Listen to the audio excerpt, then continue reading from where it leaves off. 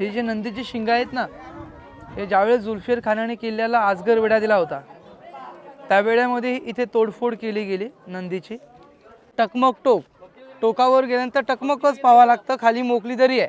महाराजांच्या काळावधी चोरी लब्बाडी गद्दारी करेल असे गुन्हेगाराचे हातपाय बांधून पोत्यामध्ये भरून भाल्याच्या टोकाने फेकायचे। समोरच्या बाजूला जो जुनं बांधकाम पाहायला मिळते वाड्याचं, प्राधिकरणाच्या माध्यमातून या वाड्यांचं उत्खनन केलं गेलं।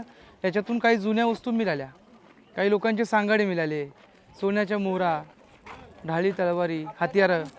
हे पाण्याचं आउटलेट आहे, ड्रेनेज लाईन। ओके, ही हो बाजारपेठ जे पाणी व्हायचं ना त्याचं ड्रेनेज लाईन आउटलाईन आहे सगळं। हे बाजारपेठ, त्या काळचं मार्केट। या बाजारपेठेची जर का आपण लांबी पाहिली ना, लांबी तर 800 फूट लांब आहे आणि रुंदी आहे 40 फूट। बाजारपेठेची हाईट जमिनीपासून उंचावर का? बघा, ह्या मार्केटाची हाईट, बाजारपेठेची हाईट जमिनीपासून उंचावर का? तर पूर्वी लोक घोड्यावरनं बसून बाजार खरेदी करायचे, मग घोड्याची हाईट ठेवली। आगे दुकान पीछे मकान। राजांच्या प्रतिमेला दररोज हार येतो।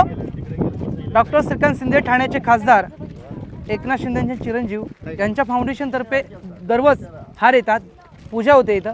अर्थ असा होतो, जोपर्यंत या पृथ्वीतळावरती आकाशातले सूर्यदेव चंद्रदेव झलकत राहील तोपर्यंत आमच्या रायगडाच्या दगडी बांधकामांना काही धक्का लागणार नाही। एकाही दिवसाची पूजा चुकवत नाहीत। जळत्या होळीतला नारळ एकच व्यक्ती काढायचे, संभाजीराजे। संभाजीराजे फार शूर होते।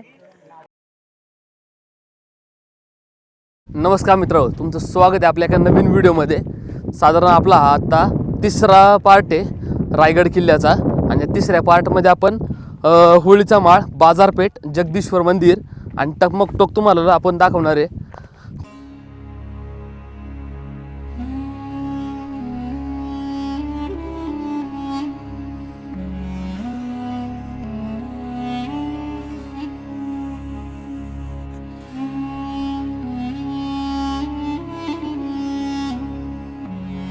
आउटलेट आहे अशी इतिहासकारांची, जाणकारांची मत आहे सर।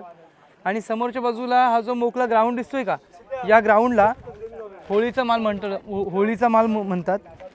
पूर्वी मानाची होळी इथे पेटवायचे। रायगडावरची होळी पेटली का गड किल्ल्यांच्या गावातल्या होळ्या पेटल्या जात होत्या। एकदा होळी पेटली की जळत्या होळीमध्ये राजे नारळ टाकत होते आणि जळत्या होळीतला जो कोण बहादर त्या आगीशी झुंज घेऊन हाताने नारळ काढेल त्याला 1.25 किलो सोन्याचा कडा, मानाचा घोडा आणि डोक्यातली पगडी हे त्याला बक्षीस दिलं जात होतं। जळत्या होळीतला नारळ एकच व्यक्ती काढायचे, संभाजीराजे। संभाजीराजे फार शूर होते। आता सध्या महाराष्ट्रामध्ये प्रत्येक पोस्टरवर आणि बॅनरवर छत्रपती शिवाजी महाराजांच्या आपण प्रतिमेचे फोटो पाहतो ना, ही बघा, ही जुनी मूर्ती। या मूर्तीचे शिल्पकार मुंबईमधले गणेश पाटकर आणि सहस्रबुद्धे। मुंबईमध्ये घाटकोपर येथे प्रतिमा घडवली। इंदिरा गांधी असे उद्घाटन झाले। 74ला हेलिपॅड या ग्राउंडवरती उतरलेले। पण ही प्रतिमा सर गादीवरती मेघडंबरीमध्ये बसवण्यासाठी आणली होती, मग उन्हा वाऱ्या पावसामध्ये का बसवली? एक चूक आहे। राजे कधी 32 मन सोन्याच्या गादीवरती राजे कधी पायामध्ये जोडे घालून बसत नव्हते। पायामध्ये जोडे असताना गादीचा अपमान होईल म्हणून ही प्रतिमा ह्या होळीच्या माळावर बसवण्यात आली। बघा, राजांच्या अंगावरती छत्र बसवले। साताऱ्याचे उदयनराजे भोसले शिवप्रतिष्ठान भिडे गुरुजी यांच्या वतीने छत्राचं उद्घाटन झाले। राजांच्या प्रतिमेला दररोज हार येतो। डॉक्टर श्रीकांत शिंदे ठाण्याचे खासदार, एकनाथ शिंदेचे चिरंजीव यांच्या फाउंडेशनतर्फे दररोज हार येतात, पूजा होते इथं। एकाही दिवसाची पूजा चुकवत नाहीत। सांगलीवरनं शिवप्रतिष्ठान भिडे गुरुजींच्या मंडळातून दररोज 2 धारकरी मुलं रायगडावरती येतात पूजेला। एक 27-28 वर्ष झाली सेवा चालू आहे। हा खरा रायगडाचा मधला पायी येणारा, गडाचा पायी उतरण्याचा इकडनं मार्ग। त्या झाडाच्या बाजूला सर गडदैवत शिरकाई देवीचं मंदिर आहे। आई नवसाला पावणारी आजही आई नवसाला पावते। समोर बघा, हे दूरवर पसरलेले जे बांधकाम दिसते का तुम्हाला, हे बाजारपेठ, त्या काळचं मार्केट। या बाजारपेठेची जर का आपण लांबी पाहिली ना, लांबी तर 800 फूट लांब आहे आणि रुंदी आहे 40 फूट। एकूण 44 दुकानं आहेत। डावीकडे 22 आणि उजवीकडे 22। बाजारपेठेची हाईट जमिनीपासून उंचावर का? बघा, ह्या मार्केटाची हाईट, बाजारपेठेची हाईट जमिनीपासून उंचावर का? तर पूर्वी लोक घोड्यावरनं बसून बाजार खरेदी करायची. मग घोड्याची आई ठेवली, आगे दुकान पिछे मकान. बाजारपेठेच्या पायऱ्या हे आतमध्येच आहेत. जर का पायऱ्या मार्केटाच्या बाहेर काढल्या असत्या येणाऱ्या व्यापाऱ्याने घोड्याने त्याचा अडथळा आला असता, म्हणून त्या मार्केटाच्या आतील भागामध्येच आहे. आता इथून पुढे आपण तिकडे मंदिर समाधीला जाणार आहोत. आपण डायरेक्ट जगदीश्वर मंदिरापाशी जाणार ना? हो ओके. आणि जगदीश्वर मंदिर आणि ते सैनिकांच्या घोड्याच्या पागा वगैरे आहे ना तिथं? हो आहेत सर. ओके. सर हां. आता आपण चाललोय या राजमार्गातून मंदिर आणि समाधीला. आता होळीच्या माळावरनं समाधीनी होळीचा माळ याचं जे मधला अंतर आहे, हा जो मधला जो राजमार्ग आहे, हे मधला अंतर 1 किलोमीटरचं आहे. म्हणजे होळीच्या माळावरनं समाधीपर्यंत जाण्यासाठी 1 किलोमीटर चालत जावं लागतं पुढं. आणि हे पूर्वीचं मार्केट, बाजारपेठ. ही संपूर्ण बाजारपेठ चालवण्यासाठी महाराजांनी साऊथवरून एका व्यापाऱ्यास बोलावले. त्याचे नाव नागाप्पा शेट्टी होते. शेवटी जाताना तो महाराजांना म्हणाला, राजा इथे माझं कुठेतरी नाव लिहा. परंतु राजे म्हणाले, तुम्हाला इथे कुठे शिवाजी शहाजी भोसले हे नाव दिसलं काय? राजे म्हणाले, अरे आमचे गड किल्ले नाहीत, आम्ही तुमचं नाव काय लिहिणार? शेवटी राजाने त्यांना न नाराज करता 6व्या दुकानावर त्याच्या नावाने नागाचं चिन्ह लिहिलं, म्हणजेच नागाप्पा शेट्टी. ज्यावेळेस आपण 6 जूनला इथं येतो ना, महाराजांच्या राज्याभिषेकाच्या दिवशी, त्यावेळेस या साईडला 4ही बाजूला आहे ना, इथं टेंट लावतात लोक टेंट लावतात. होळीचा माळ पण पूर्ण पॅक असतो. जगदीश्वराचं मंदिर तिथं बॅक साईडचं पण पॅक असतं. मग एवढी पब्लिक येतात. लास्ट टाइम यावेळेस किती आली ती? 4 लाख समथिंग काय होती ना? 3-3.5 लाख लोक. आणि खाली पण तेवढीच होती. हो म्हणजे जवळपास 5 ते 6 लाख लोक आलती. आणि मी तर खाली अडकलो होतो महाडमध्ये, मला तर एंट्री पण नाही भेटली. हे पाण्याचं आउटलेट आहे, ड्रेनेज लाईन. ओके. हे हो बाजारपेठ जे पाणी व्हायचं ना, त्याचं ड्रेनेज लाईन आउटलाईन आहे सगळं. आजकाल आपल्याला ड्रेनेजचं आउटलाईन नाही निघत, पाण्याचं आउटलेट नाही काढत लोक. महाराजांनी 350 वर्षापूर्वी पाण्याचं आउटलेट सर्व काढलेले जागच्या जागी. पूर्ण किल्ल्यावर आउटलेट दिसेल तुम्हाला, तसे बाजारपेठेत पण आहे. आणि इथं एक नागाचं चिन्ह पण आहे, पण त्या संदर्भातली पण माहिती आहे तुम्हाला. इथे एक नागाचं चिन्ह वगैरे आहे ना, हे मागे गेलं. मागे गेलं का? त्याची काय कथा आहे वगैरे? त्याची सर एक नागाप्पा सिटी व्यापारी होते मोठे. हां. तर त्यावेळी कुणाला नाव काढायला परमिशन नव्हतं ना, तर आठवण असं म्हणून एका दुकानावरती नागाचा सिम्बॉल काढण्यात आला. ओके. व्यापारी होते. ओके. म्हणजे काय मी जरा वाचन आलं तर माझ्या ते साऊथचा व्यापारी होता वगैरे. हां, असं पण काही जाणकारांची इतिहासकारांची मत आहे. महाराजांनी दुकानं पण चालू आहे साऊथवाल्यांना दिली होती असं मी एका पुस्तकात वाचलं. बाजारपेठेच्या मधल्या सेंटरला जाण्या येण्याचा मार्ग होता इथं. काय म्हणले? बाजारपेठेच्या मध्यभागी जाण्या येण्याचा मार्ग होता.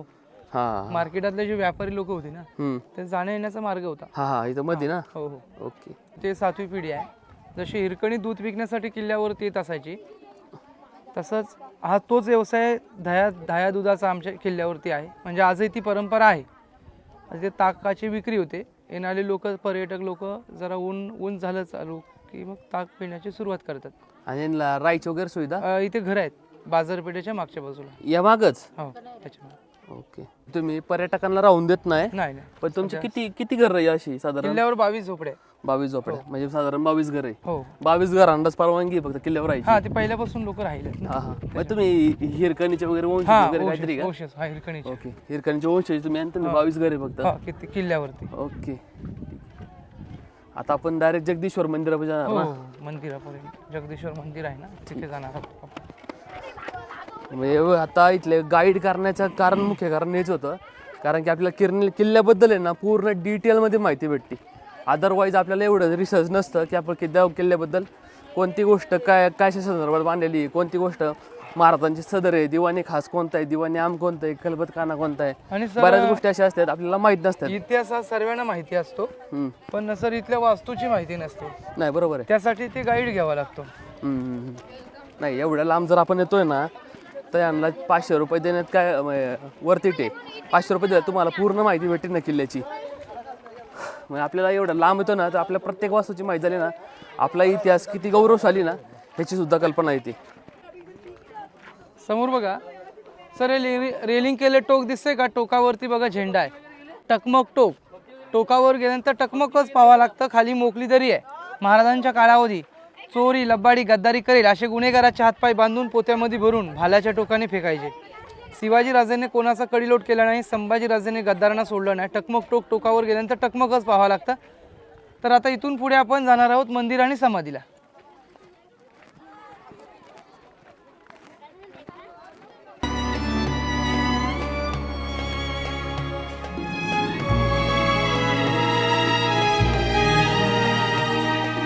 जे समोरच्या बाजूला जो जुनं बांधकाम मी पाहायला मिळते वाड्याचं, ते रायगडावरती जे राजांचं सैन्य आपलं सैन्याचे होतं सैनिक लोक यांची राहण्याची निवासस्थानं या ठिकाणावर होती.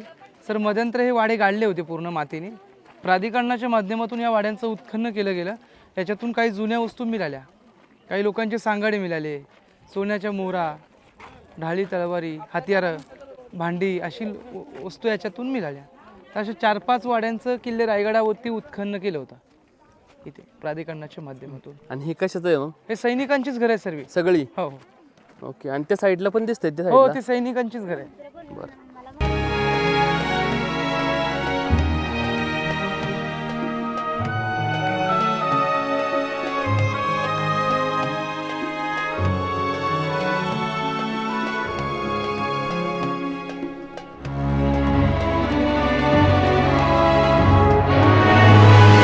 या साईडला बोर्ड लावलेला आहे.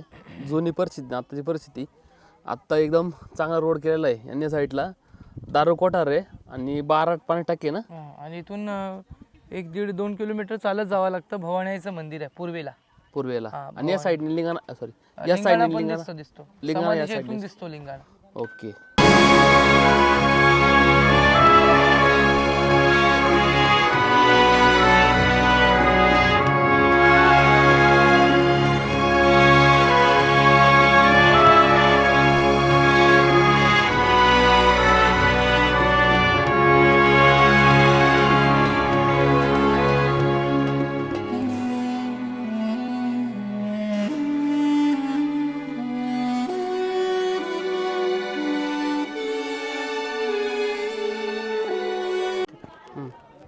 बघा सर, आता आपण ज्या रस्त्याने आलो ना, या रस्त्याला राजमार्ग म्हटलं तर या राजमार्गातून आपण मंदिराच्या खऱ्या अर्थाने मागच्या बाजूने आलो आतमध्ये.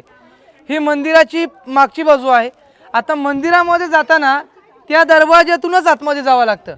म्हणजे ही खरी मंदिराची समोरची बाजू आहे. आपण आलात मंदिराच्या मागून. हे जगदीश्वराचं मंदिर आहे. सर या मंदिराच्या आतमध्ये हनुमंतांची स्थापना, शंकराची पिंड आहे. पण याच मंदिराला बाहेरनं आकार दिलाय तो मस्जिद आहे. जर का हे मंदिर लांबून मोगलांनी पाहिलं तर यांना वाटावं आपला मस्जिद आहे, जेणेकरून या मंदिराची नासधूस झाली नाही पाहिजे. जर का देवदेवतांची आतमध्ये येऊन जर का मोगलांनी नासधूस केली तर त्यावेळी मोगल उंच अंगाने दांडगे दिपाड असायचे. मंदिरामध्ये जाताना देवदेवतांची नासधूस होण्याआधीच मोगल शरण गेले पाहिजेत. म्हणजे दादा आजही या मंदिरामध्ये जाताना झुकून जावं लागतं, म्हणून दरवाजांची हाईट छोटी ठेवण्यात आली. या मंदिराच्या समोर, या गेटच्या समोर, या 2 नंबरच्या पायरीवर हिरोजींच्या नावाची पाटी आहे. 14 वर्ष लागली किल्ला बांधायला. या बांधकामासाठी राजाने हिरोजींना पैसा अडका दिला होता. दिलेला पैसा मोहरा कमी पडल्या आणि या किल्ल्याची बांधकामं न थांबवता, पैसा अडका राजाकडे न मागता हिरोजी गावाकडे गेले. त्यांनी स्वतःचं घरदार, जमीन जागा वाडा विकून दागिने विकल्याने 14 वर्षामध्ये या रायगडाची बांधकामं पूर्ण केली. आणि ज्यावेळेस किल्ले रायगडाची बांधकामं पूर्ण झाली त्यावेळेस राजे म्हटले, हिरोजी एवढा मोठा तुम्ही हा रायगड बांधलात, तुम्हाला बक्षीस काय पाहिजे मागा हिरोजी. जहागिरी 10 गावाच्या वतनदारी, पाटीलगारी मागा, गडकोट मागा. हिरोजी म्हटले, राजा नको मला जहागिरी, राजा नको मला तुमची पाटीलगारी, राजा नको मला तुमची 10 गावाची वतनदारी. एक नावाचा दगड लावण्यास मंदिराच्या 2 नंबरच्या पायरीवर परमिशन द्या. आता नावाचा दगड लावायचा असेल तर त्या महादरवाजावरती लावा. येणारे जाणारे शिवभक्त पाहतील.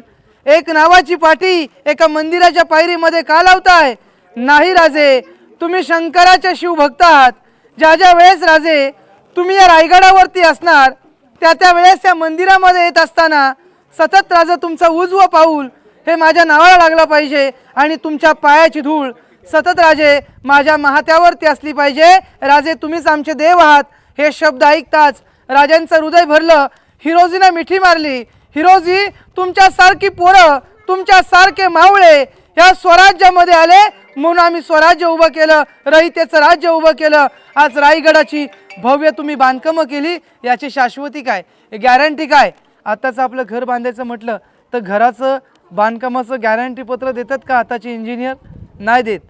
या दगडीची गॅरंटी काय द्यावी? तर बांधकामाचं गॅरंटी पत्र त्या गेटच्या उभ्या भिंतीमध्ये आहे. जोपर्यंत राजे या पृथ्वी तळावरती या आकाशातले सूर्यदेव चंद्रदेव झलकत राहील तोपर्यंत राजे आमच्या रायगडाच्या दगडी बांधकामांना काही धक्का लागणार नाही. एकदा का रायगडाचा महादरवाजा बंद झाला की रायगडावरनं गडाखाली जाण्याची हिंमत होईल ही फक्त पाण्याची धार, आणि या रायगडावरती चढून येण्याची हिंमत होईल हा फक्त हवेचा वेग. म्हणजे रायगडावरती यावं तर हवेच्या वेगाने, आणि वरनं गडाखाली जावं तर खळाळत्या पाण्याने. अशी रायगडाच्या अभेद्य बेलात बुलुंद आम्ही बांधकामं केलेली आहेत. हे शब्द ऐकताच राजांचं हृदय भरलं. हिरोजीने मिठी मारली आणि नावाचा दगड लावण्यास त्या ठिकाणी परमिशन देण्यात आलं. सेवेचे ठाई तत्पर हिरोजी इंदुळकर. समोर छत्रपती शिवाजी राजांची समाधी. राजे शंकराचे शिवभक्त होते. मंदिरासमोर आपल्या राजांना देहचितेला अग्नी दिलं आणि तिथे राजांची समाधी बांधली. रायगडावरती पहिली व्यक्ती येणारी राजांचा शोध लावला महात्मा ज्योतिबा फुले यांनी लावला, आणि पहिली शिवजयंती पुण्यामध्ये त्यांनी साजरी केली. समाधीच्या बाजूला दादा वाघ्याची समाधी आहे. वाघ्याबद्दल सध्या वादग्रस्त असल्यामुळे वाघ्याचा इतिहास सांगितला जात नाही. हायकोर्टामध्ये केस चालू आहे. ज्यांनी वाघ्याची प्रतिमा तोडून फेकून दिली होती पुन्हा आणून तिथे बसवलेली आहे. त्या वाघ्याच्या संरक्षणाला मिलिटरी पोलीस रायफल घेऊन तिथे उभे आहेत. 24 तास त्या वाघ्यासाठी पारा आहे. वादग्रस्त असल्यामुळे चारी बाजूनी ते रेकॉर्ड CCTV कॅमेरे चालू आहेत. सध्या वादग्रस्त असल्यामुळे वाघ्याचा इतिहास सांगितला जात नाही. शेवटला 2 शेर सांगतो, माझी माहिती थांबवतो की अंधार फार झालाय, आता दिवा पाहिजे या देशाला, या महाराष्ट्राला, या महाराष्ट्राच्या काळ्या मातीला. पुन्हा एकदा जिजाऊंचा शिवभा पाहिजे की गासल्याविना दहार नाही तलवारीच्या पातीला. मराठ्यांशिवाय अर्थ नाही या महाराष्ट्राच्या काळ्या मातीला की तांदूळ शिजला की भात म्हणतात, अंधाराला रात्र म्हणतात. या देशामध्ये राहून, या महाराष्ट्रामध्ये राहून छत्रपती शिवाजी राजांना कोण विसरेल? त्याला खरोखरच हिजड्याची जात बोलतात की आऊसाहेब, अहो तुम्ही जन्माला नसता आलात तर पाहिली नसते आज आपण अंगणामध्ये तुळस, आणि राजे तुम्ही जन्माला नसता आलात तर पाहिले नसते मंदिरांचे ते उंच कळस. जय हिंद, जय महाराष्ट्र, जय जिजाऊ, जय शिवराय छत्रपती. ही जी नंदीची शिंग आहेत ना, हे ज्यावेळेस जुल्फिकार खानाने किल्ल्याला आजगर वेढा दिला होता त्या वेळेमध्ये इथे तोडफोड केली गेली नंदीची.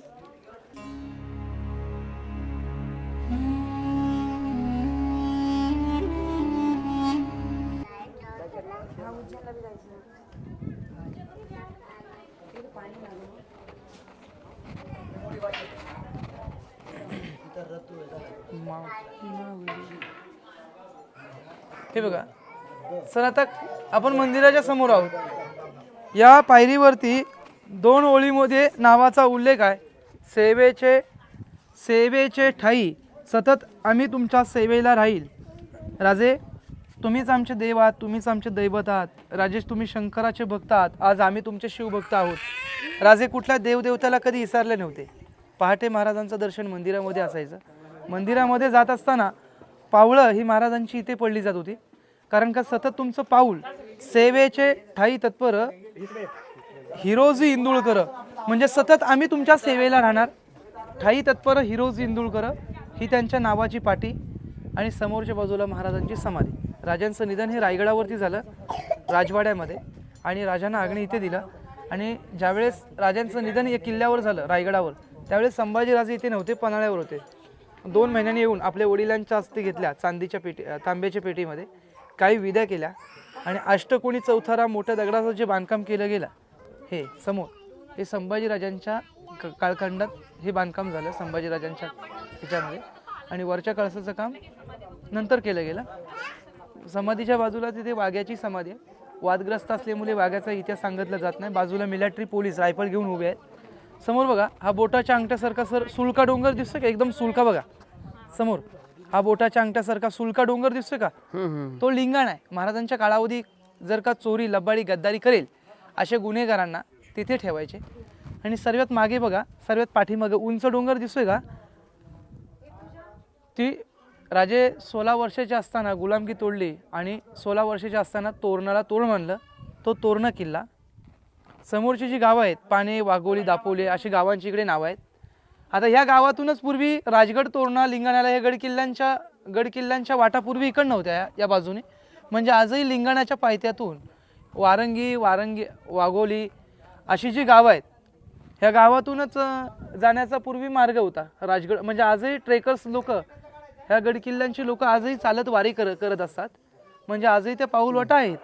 आजही लोक तिथे जातात. मी पण जात असतो. आता माझी 4थी फेरी होती राजगड लिंगाणा. पुढच्या आठवड्यामध्ये माझा मी कॅम्प मोठे इथे अरेंज करतो. ट्रेकिंग माझं बुकिंग असतं. होमस्टे रायगडाच्या पायथ्याला माझं लॉजिंग आहे. आणि काही लोक ट्रेक्स लोक येतात. 3 दिवस कमीत कमी इकडे यायचं म्हटलं ना, रायगड हा पाहून धावपळीमध्ये पाहून नाही होत, तर कमीत कमीत 2 दिवस तरी वेळ काढून इथे यावं लागतं. आणि खाली पायथ्याला आऊसाहेबांचा वाडा समाधी आहे. रायगडवाडी महसूल गावामध्ये गोदावरींची समाधी आहे. भुईकोट किल्ला आहे. रायगड प्रदक्षिणा मारताना रायनाकांचं मंदिर आहे टकमक टोकाच्या खालच्या बाजूला. आणि म्हणजे खाली आल्यानंतर प्रदक्षिणा मारून एक 4 वाजता साधारण पहाटे प्रदक्षिणा आपण चालू केली तर ही प्रदक्षिणा 4 वाजता संपून जाते. किल्ल्याच्या पायथ्याला आपलं लॉजिंग आहे. तिथे लोक होमस्टे राहतात. आणि मग तिथून आऊसाहेबांचं दर्शन घेऊन दुसऱ्या दिवशी पहाटे किल्ल्यावरती चढण्याची सुरुवात होते.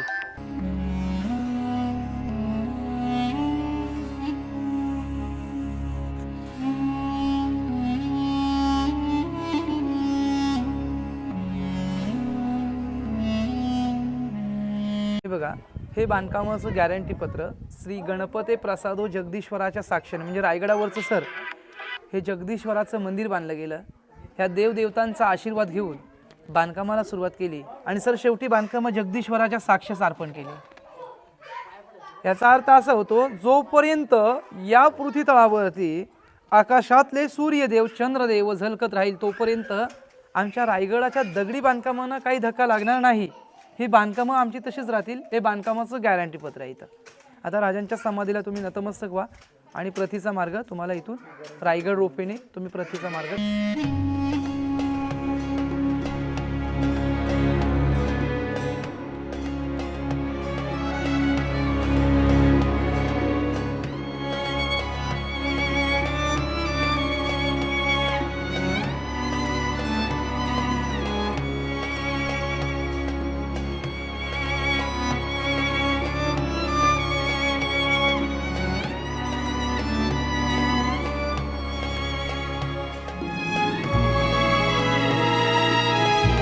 आता हे गाईड आपल्याकडे टकमक टोकाकडे येत नाहीये कारण यांची इकडे मागं दुर्घटना आली ती म्हणून.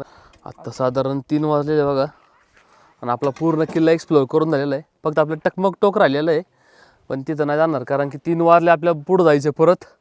त्याच्यामुळे डिले होणार आहे. त्यामुळे आपण डायरेक्ट आता रोपवेच्या दिशेने जाणार आहे. हे दादा म्हणले की रोपवेला सिंगल माणसाला काय वेटिंग नाही लागत ना. चालेल सगळं आपण किल्ला एक्सप्लोर केला यावेळेस. मस्त मजा आली. पूर्ण यावेळेस माहिती भेटली ना. दरवर्षी यायचा ना मी माहिती नव्हती मला कोणती वास्तू कुठे आहे वगैरे.